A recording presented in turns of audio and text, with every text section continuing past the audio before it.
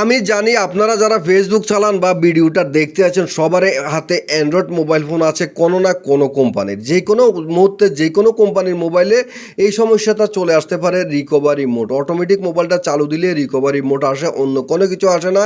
আপনি কি করেন, ঠাস করে এটাকে ফ্ল্যাশ করে ফেলেন বা এই করে ফেলেন সেই করে ফেলেন, তারপরেও এগুলো যায় না। তো এইটার সমস্যা হচ্ছে কি, এই যে দেখেন আমি এই ফার্স্টটা একটু আলগে দিয়ে এখানে একটা কাগজ ঢুকিয়ে দিলাম। আপনি কইবেন কিরে হাতে কাগজ ঢুকাকা, এখান দিয়ে হচ্ছে কি কিপ্যাড যে লাইন আছে কিপ্যাডের মানে ভলিউম প্লাস ভলিউম মাইনাসের যে কানেকশন আছে ওই কানেকশনগুলো আমি আলগে দিয়ে রেখেছি।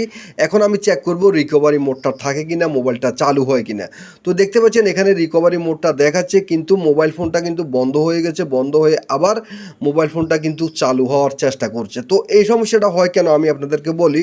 এই সমস্যাটা হয় আমাদের যদি ভলিউম প্লাস এবং মাইনাস যদি কোনো রকম কোনো বাটন যদি শর্ট হয়ে যায়, তো এটা ঠিক করে দিবেন, এটা ঠিক হয়ে যাবে। ধন্যবাদ।